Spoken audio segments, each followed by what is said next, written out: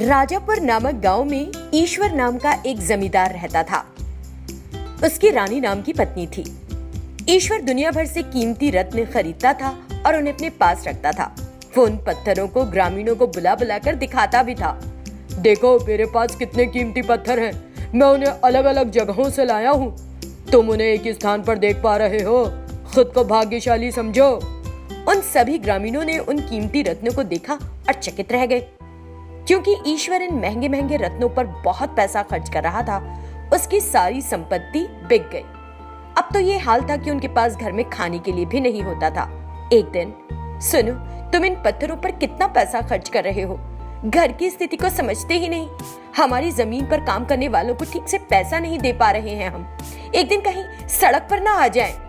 अपने शौक को छोड़ो, इस पर काबू रखो।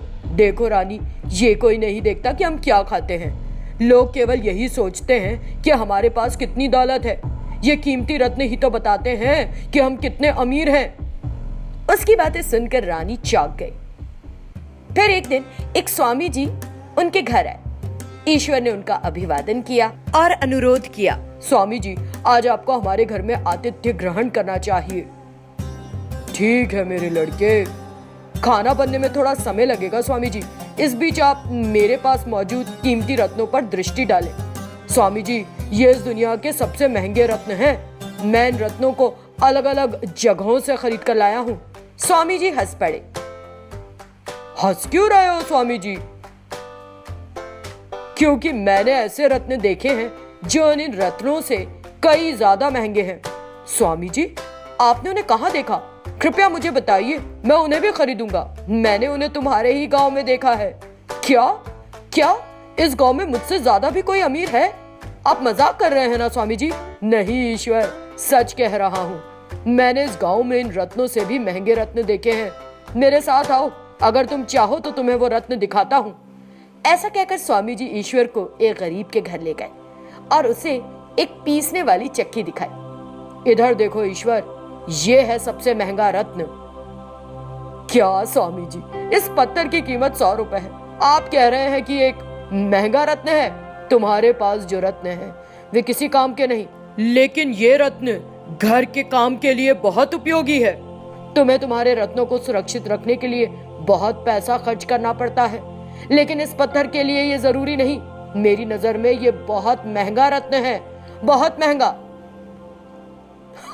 मेरे रत्नों को देखकर तुमने मेरा अपमान करने की सोची और मुझे यहाँ ले आए। ए स्वामी, अब मुझे सब कुछ समझ में आ गया। तुम एक ढोंगी हो। तब स्वामी जी ने वहां काम करने वाली 2 महिलाओं को बुलाया। दोनों महिलाओं ने वहां आकर उनका अभिवादन किया। जरा जाओ और अपने घरों से पत्थर की चक्की ले आओ। वे अपनी अपनी पत्थर की चक्की ले आई और स्वामी जी के सामने रख दी। तब स्वामी जी ने अपना हाथ हवा में घुमाया और मंत्रों का जाप किया। तभी उसके हाथ से एक दिव्य ज्योति निकली और उन पत्थरों की चक्की में प्रवेश कर गई। अब इस जमींदार को दिखाओ कि तुम इन पत्थर की चक्कियों को कैसे चलाती हो। तब एक महिला आई और उस चक्की को अपने हाथ से घुमाने लगी। उसके बीच से सोना बाहर निकलने लगा और जब दूसरी महिला ने चक्की को घुमाया तो उसमें से पैसे नीचे गिरे। ये देखकर ईश्वर हैरान खड़ा रह गया। वे औरतें भी हैरान हो गई। तब ईश्वर को अपनी गलती का एहसास हुआ। वो समझ गया कि वो कितना अहंकारी है और उसने स्वामी जी से क्षमा मांगी। स्वामी जी ने ईश्वर को क्षमा कर भी दिया। उन्होंने ईश्वर को आशीर्वाद दिया और चले गए। ईश्वर ने फिर अपने पास मौजूद सभी रत्नों को बेच दिया और उन पैसों से एक किराने की दुकान खोली। पति में ऐसा बदलाव देखकर रानी भी बहुत खुश हुई। राजेश नाम का एक व्यक्ति अपनी पत्नी स्वाति के साथ देवगिरी नामक गांव में रहता था। स्वाति की सास भानुमति का हाल ही में निधन होने से परिवार के सभी सदस्य सदमे में थे। एक दिन राजेश जब ऑफिस गया तो स्वाति घर की सफाई कर रही थी। वो एक कमरे के पास गई और वहीं रुक गई। वो उसकी सास का कमरा था। उसने अंदर जाकर उस कमरे को साफ करने की सोची, लेकिन कुकर की सीटी की आवाज से वो रुक गई और किचन में चली गई। फिर उसने अपना चेहरा धोने की सोची और बाथरूम में गई। अपना चेहरा धोने के बाद उसने आईने में देखा, एक भयंकर चेहरा उसके पास खड़ा था। उसने पीछे मुड़कर देखा, लेकिन कोई नहीं दिखा। स्वाति घबराकर हॉल में गई और वहां बैठ गई। तभी कोई जोर जोर से दरवाजा खटखटाने लगा। स्वाति ने एक डंडा उठाया और धीरे से दरवाजे के पास गई। उसने दरवाजा खोला, लेकिन उसे वहां कोई नहीं मिला। जब वो अंदर जाने लगी, तभी राजेश उसके पीछे से आया और उसे बूम कहकर डरा दिया। स्वाति की चीख निकल गई। ये क्या है राजेश, तुमने ऐसे क्यों किया? मैं कितना डर गई थी।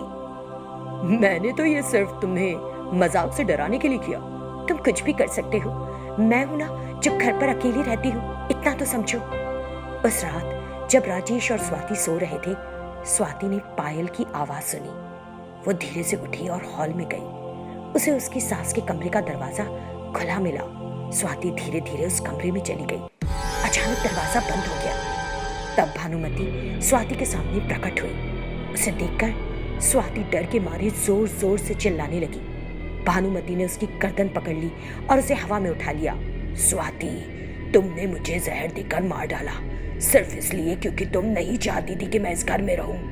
अब देखते हो तुम्हें बचाने कौन आता है। सासू, मुझे माफ कर दो प्लीज। मेरा दिमाग खराब हो गया था कि मैंने ऐसा किया। प्लीज मुझे मत मारो। मैं आपके हाथ जोड़कर प्रार्थना करती हूँ, मुझे छोड़ दो। इस तरह उसने प्रार्थना की। पता नहीं मुझे ऐसा मौका दोबारा कब मिलेगा। तुझे मेरे हाथों आज मरना होगा। इतना कहकर भानुमति ने स्वाति का सिर तोड़ दिया। स्वाति जो बिस्तर पर सो रही थी, जोर से चिल्लाते हुए उठी और अपनी आंखें खोली। बगल में राजेश सो रहा था। भगवान का शुक्र है, ये एक सपना था। मैं ये सोचकर इतना डर गई कि असल में हो रहा है। अगले दिन स्वाति अपनी माँ कांता के पास गई, जो उसी गांव में रहती थी, और उसे सब कुछ बताया। क्या तुमको बुरे सपने आ रहे हैं? मैंने तुमको पहले ही कहा था, जिस घर में किसी की हत्या हुई हो उस घर में 1 साल के लिए किसी को नहीं रहना चाहिए। तुमने मेरी एक ना सुनी। जो हुआ सो हुआ। एक स्वामी जी हैं जिन्हें मैं जानती हूँ, मैं उन्हें लेकर आती हूँ। अगले दिन कांता स्वामी जी को स्वाति के घर लेकर गई।